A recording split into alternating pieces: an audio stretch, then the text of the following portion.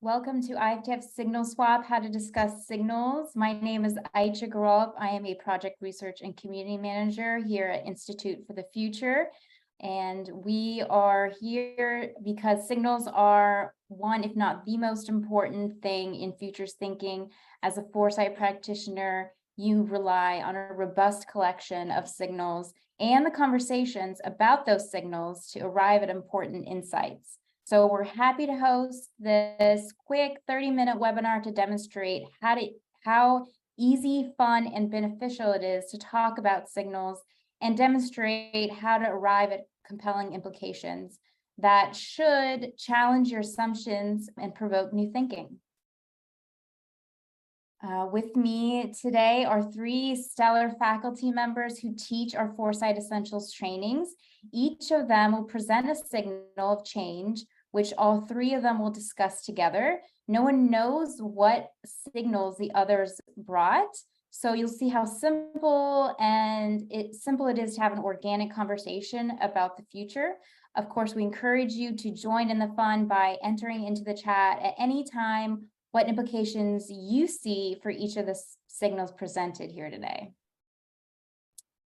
But first, just a quick recap. A signal is a surprising, eye-opening example of a small local change that disrupts the status quo and points to how the future might be very different from the present. They must be current, they must be surprising, and they must be specific. So my Zoom is acting up. There we go. All right, so Rod, Suzanne, and Wayne, are you ready to swap signals? I'm ready. We'll start with Rod. We'll start with you. All right, what do we have up? Oh, yes. Okay, this is a signal. There's two things going on here. What you're seeing on the right-hand side is, I don't even know what they're called. I call them a mantra box. Many, many years ago, probably now 15 years ago, I was doing a project, ethnographic project, looking at how different people in the world were adopting technology. And when I traveled to India, I noticed that these boxes were everywhere, especially in micro businesses. And basically what they are, and they're still available today, you can pick one of these up on eBay or even on Amazon. And it's a very mechanical electronic box where you switch the dial and you can pick your favorite mantra. These are prayers that help people concentrate or to be in a state of meditation. They're also part of daily practice among Hindus there in India. And it also, is a practice to bring good luck to the business. So these were pervasive, they were everywhere. And at the time, we were interested in just how technology fit in people's lives. So this intersection between technology and religion was super interesting to me. At that time, we saw even like the Catholic Church banning virtual confessions. So there was other people were sending prayers to be put into the wall in Israel. And, there was different things going on. So the other day, I was looking at our signals board, and there's a new iteration of this. I love when there's an evolution of signals. So from the mantra box to the chat GPT that has rapidly spread in India, there are about 5 of these Gita GPTs where they speak as if they are the god Krishna, and you can ask it questions. The interface starts with speaking, "What troubles you, my child?" And it, responds in different ways based on the Bhagavad Gita, which is this 700 verse Hindu scripture. So I thought it was really interesting as a kind of like the next evolution. And what we're seeing is like this AI. There's a lot of issues and flags and warnings being raised about technology playing God. In some cases, the responses coming back, the most controversial one is where they're asking whether or not it's okay to kill someone. And apparently the response back, if it's your duty, if it's your dharma, then of course it is okay. So lots of flags, lots of potential scope for risk is really high here. I thought what was interesting is the people that did this, there are now about 5 of these in India. There are millions and millions of participants. They were inspired by an undergraduate at Stanford University who built a similar iteration of AI GPT called Bible GPT. There are other versions of this. There's a Quran one that also had some controversial responses, and it's been paused, and another one has been put down. But this intersection between tech and religion is rich and vibrant and kind of really pushing the edges. I think some of the implications that I see, this is kind of a continued space domain for technology adoption. It also makes me think, like when we're thinking about the roles technology plays in our lives, this is the spiritual leader, the spiritual companion. But it also reminds me of Eliza back in the late 50s was the first AI therapist.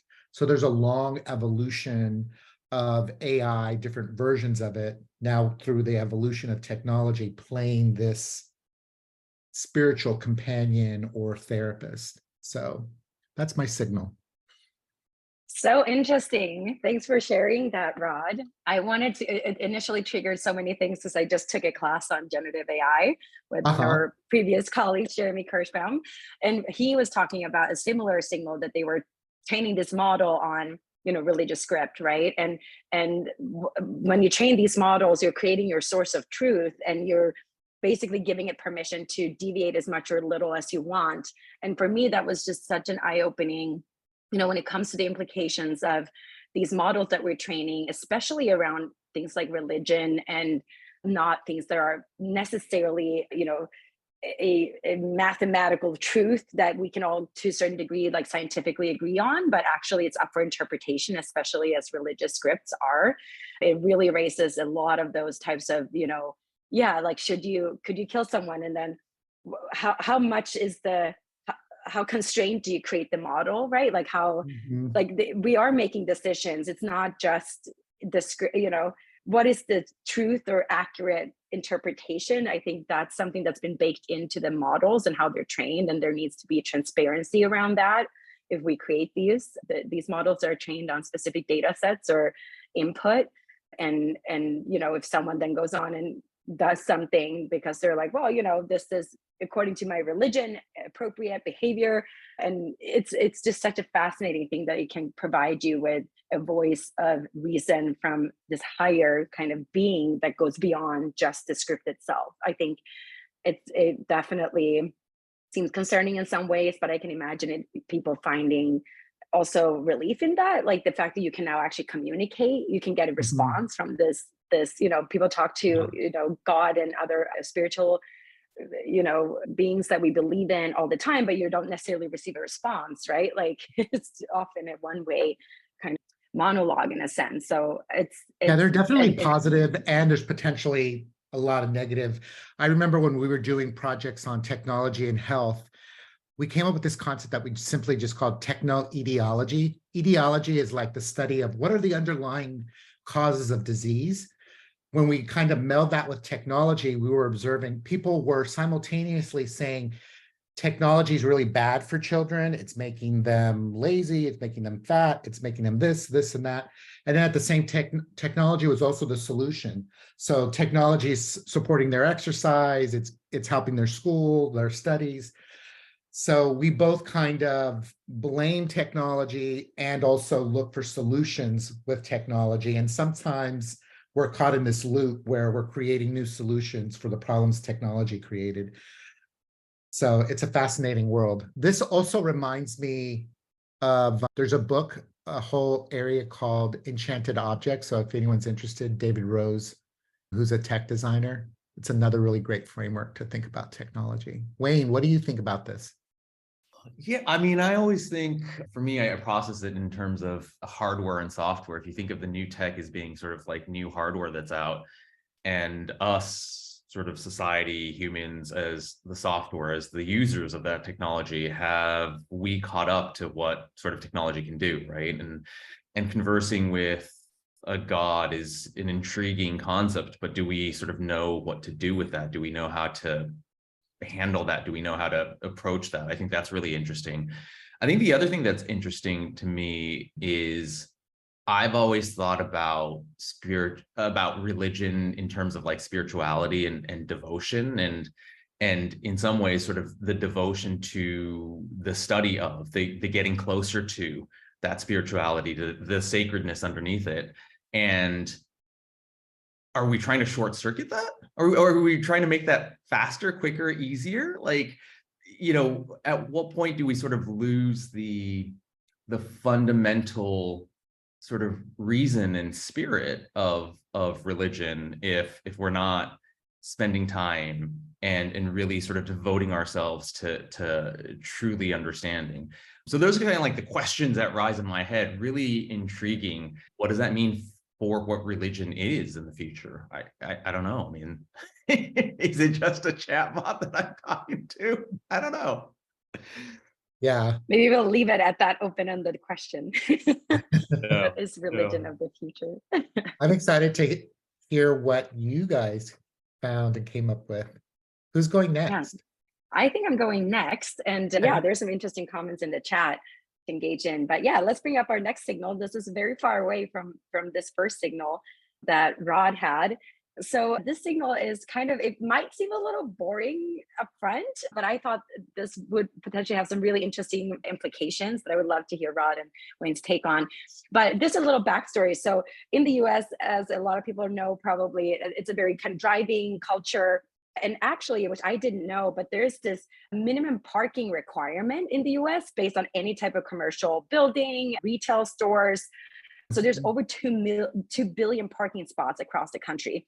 And this has made the kind of driving culture even bigger, right? Because you're creating these huge lots of parking around different types of commercial spaces, around transportation, which makes it kind of impossible to even access this by walking or other types of forms of transportation. And this has been a rule that has now been kind of on the agenda from both Republicans and Democrats to basically introduce a bill to eliminate this parking minimum. So there was this representative in California, a Democrat called Robert Garcia, who introduced this bill to eliminate parking minimums around retail stores, commercial construction spaces, to allow for more affordable housing, to allow for direct access to public transit without having endless parking lots around there.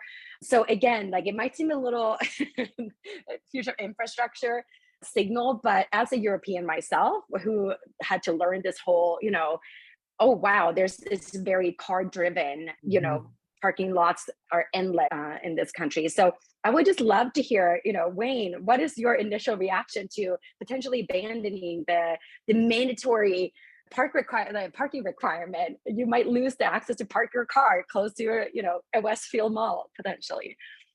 Well, apparently Westfield is also pulling out of all the malls in the US. So there's that. I love this signal. I don't think it's boring in the least. Not at all. And I love the observation from a non-American that parking lots are endless in the US, which they are. I mean, you could walk a mile across parking lots in some parts of the US in some strip malls, right? I actually read about this signal a few months ago as well, this parking, the mandatory minimums for parking spaces as one of the drivers of, as you mentioned, a lack of affordable housing and a lack of development, period. I think infrastructure signals are some of the most powerful ones you can look at. We talk about time horizons so much in futures, and we talk about sort of a 10-year time horizon for us here at the Institute as being a sweet spot. But when you're thinking about infrastructure and the long-term impacts and implications of built infrastructure, of the built environment, a parking lot that gets built now, or these types of rules that put parking spaces, weave them into the fabric of our environment, have really huge, long-lasting implications that are hard to overcome, right? So like in LA, we've been building a metro system forever now to try to make up for our car culture. And even now, it's sort of, a peripheral type of thing. So I think this type of signal is really, really intriguing. I would love. I should mention also that I did come across this on Urgent Optimist, which is our kind of collective of people that are nice. posting signals of hope. So it did already. That was my take too. That this is actually a hopeful signal around the future of mobility and getting around and accessibility. Yeah, let's get rid of all this car stuff, this car-centric stuff. Yeah. What do you think, Rod? Oh, I immediately thought of, as you two probably know, we just finished this study for San Francisco, their public transit authority. And so this was a theme that really came up in that work. One of the things that you see in a lot of places, not just big cities, there are a lot of public spaces. However, they've been optimized for cars, not humans. That's the unfortunate pattern. So, in the context of rising housing costs, lack of affordable housing, in the context of the need for more community spaces, and especially as you saw, I linked this to the whole parklet movement as well. That was, predated the pandemic, but sort of got another shot in its arm during the pandemic or post-pandemic, where parking spaces were taken by restaurants and even neighborhoods. So I see this as a larger people's movement in urban spaces that are really kind of rethinking the public space. And one of the themes was that, for public transit to survive, and that's sort of a big question mark, there's a whole group of thinking that we need to make it kind of inconvenient. It's already inconvenient to own a car and park a car in San Francisco, but increase the inconvenience of owning a car. And this would certainly do it because there's less parking, that might flip the behavior and incentives to actually take public transit. So that's what it got me thinking about. Yeah, and I think also as we're moving in towards potentially less ownership of cars and also self-driving vehicles, this whole notion of parking your personal vehicle somewhere when you're doing something might potentially go away if we're constantly in this kind of autonomous self-driving space where you're, going in and out of these self-driving cars and they just drop you off where you need to go instead of necessarily, parking your personal vehicle somewhere. So I do think that this triggers everything from what we talked about to also that type of like change in mobility, ownership of cars, how we view transportation in general. Mm-hmm. So yeah, and I think maybe we're close to our time for this signal. So maybe I'll hand it over to Wayne. Thank you, Suzanne. That's great. I feel like part of the air's been taken out of my signal, Suzanne. So I don't know who ordered this, but so if we are going to have parking lots still, my signal is actually around a new law that France passed, mandating that any parking lots, I think over with 80 or more spaces, this is both new builds and existing builds, have solar covers essentially over the parking lots. So you can generate electricity using that space that you're allocating to parking lots, in addition to providing parking for people. And I think one of the interesting things, and obviously solar covered parking lots aren't new, but they haven't gained a ton of traction. I've seen more and more happening, and it seems like to me a super no-brainer when you think about multi-solving, when you think about land use, when you think about sort of a more distributed energy generation. It just feels like a no-brainer to sort of pursue something like this. But the fact that it's being legislated, that it's applying to not just new builds, but existing builds as well, that it's being phased in, I just see a lot of interesting traction for something like this. New ways to think about using what's already there for multiple purposes. And I think about actually sort of the last signal, the parking in the built infrastructure signal, in a very similar way, right? Like it forces us to kind of think about the model that we're in and why that model exists, and that model doesn't have to be that way. And so, part of that is just getting out and seeing other models that exist in the world that work. And part of that is to say, okay, well, what are the systems embedded into the model that we have now that kind of reinforce this model, that make it harder? And so many of the comments, really great comments in the chat from the last signal, I'm sure would also apply to something like this, but that there are really built-in obstacles as we think about moving from one embedded model to the next. But this to me feels like a great way to sort of bridge two different models, get more distributed energy generation, as well as allow for some of those parking spaces to be cooler. Because when you get into your car after a hot day, it's awful if it's been out there in the baking sun. So that's my signal. Rod, what do you think? I just got solar, so that's what I immediately thinking. It made me think of, there's also made me think of two things. One, regulation creates markets. So this is great for the solar industry. As much as like business thinks, oh, regulation is bad. Here's a great example of how regulation is actually creating demand and creating markets. In California, new builds, new housing, also it's part of standard code now. When you're building a single family home, that it must have solar. So it really got me thinking of a future of new defaults. You know how in behavioral economics, there's this whole concept of setting new defaults. So the classic example is like in 401ks, rather than letting your employees opt in, they're already automatically enrolled. So that's kind of a new default to encourage, savings. So this whole space of climate action, it's kind of makes me think of what's the larger ecosystem of defaults? Where do we need to rethink policies and things like this and establish new defaults like no more parking and all surfaces that can be solar surfaces, should be solar surfaces. I think it's an interesting thing to think about. It would be a really fascinating scenario visually as well. There's also kind of a parallel in some of our food scenarios where we imagined, especially in urban spaces, actually two things: surfaces for energy generation, but surfaces to grow food is the other one. And then in our public transportation work, we had a whole scenario where we were trying to imagine what the transit looks like, optimizing for profitability. Well, suddenly all the surfaces that they have can be monetized. So wall space, bus space, parking spaces. And so thinking about unfortunately media or using those surfaces to generate games and other interactions. So that's what it makes me think of. I always think of like spaces and what you can do with them. Grow food, generate energy, generate social interactions. So fascinating.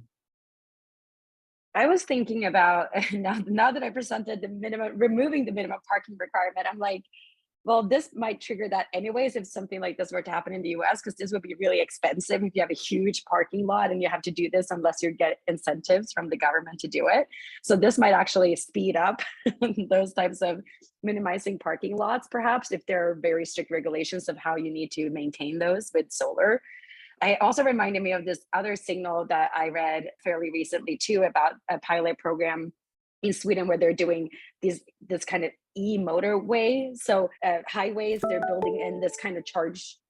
As you drive in an electric vehicle, it gets charged on the way. So like you're completely removing gas stations and charging stations by just kind of having the highway be that. So it reminds me of these types of new normals that are potentially coming into place, as Rod was talking about, kind of, instead of opting in, you have to opt out if you don't want to get a 401k, or instead of, what are the new normals that are being introduced in terms of infrastructure, in terms of society. Maybe we have these solar panels and maybe electrical vehicles are getting charged on the way. What happens then with gas, like all these spaces, and so I think that's so interesting. And when you mentioned before how some of these maybe to the eye boring signals because they might seem like policy or government decisions or new regulations, infrastructure, but how they actually might have some of the biggest impacts. Sometimes we introduce these like tech signals that are kind of likely to fail often because it's a new innovation and quirky and bleeding edge, while some of these are more, this is policy, right? Like this is a little bit different. than a potentially failure of a tech innovation. So I'm very excited to see where this is going. And especially with these crazy events that we've seen in the past few days, like in New York, we had smoke coming in from Canada. And it's just, I think that the climate change seems to be escalating generally the past just few years. It seems like, in a sense, it becomes more urgent than it even felt before. So I think this was a great signal, even if ours were maybe related a little bit. Wayne, the signal also just reminded me of two things. There is a proposal. So in California, there are most of the water that the state drinks comes from Northern California and runs down in these big, massive canals to the south. And I happen to live like less than half a mile. There's a big canal that runs all the way down to Southern California. Well, the proposal is to cover those canals with solar panels. It's already space that crosses the state. It's public. I don't know if there's any benefit to shading the water, but yeah, there's a proposal to do that. So kind of building infrastructure on top of existing infrastructure, I think is kind of another interesting example. Yeah, it reminds me, Rod, there's been a lot of discussions with Caltrans, the California Transportation Authority. There's a lot of land that they have that run alongside highways and that's unused. And so they've talked a lot about sort of using that to build solar canopies as well. So there's a lot of movement on this. I think it's again, not picking winners or losers, but how do we start thinking about new models, about different ways of changing? I love that idea about defaults, Rod, about changing the defaults that we sort of have embedded in our heads. And also really great chat too, by the way. Thanks for everyone being involved in that chat. I think we're coming up on time. Any last thoughts, team? Aicha, anything else that we need to do before we let folks go? Yeah, so we're just going to have a quick poll, but first I'm going to just summarize the signals that we had, which were really great. Today was Infrastructure and Religion Day at Signal Swap. So number one, you'd argue religion's human infrastructure. Yes, religious AI chatbots trained on the Bhagavad Gita go off script and condone violence. The second signal, a proposed law in the US would eliminate mandatory parking minimums for new construction in the country. And 3, France passes a national law requiring parking lots to be covered with solar canopies. So I'm going to pull up a poll in just a second.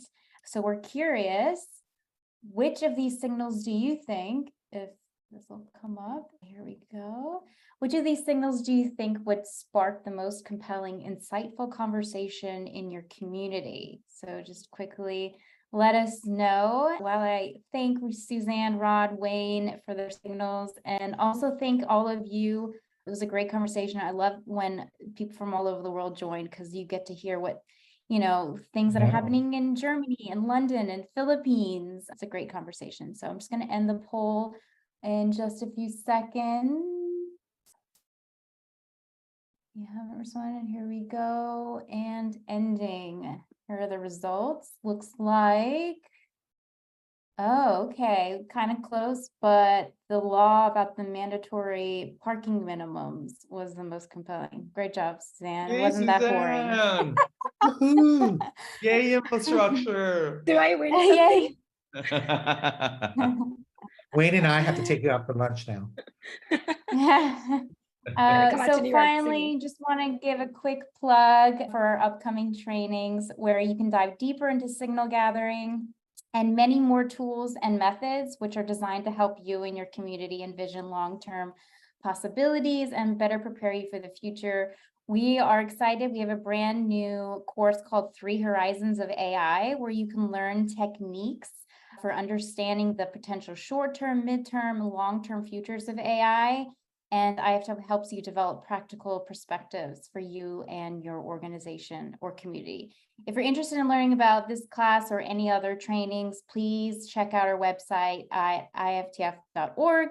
And I'm also going to share links to join Urgent Optimists and our newsletter so you get up-to-date information and join our amazing community where we share signals all the time. And I think that is it. So thank you so much for joining, and we hope to see you at our next signal swap. Jennifer, if you want to join, click on Urgent Optimist link, and we hope to see you there. Thank you, everyone. Have a great rest of your day. Bye. Thanks.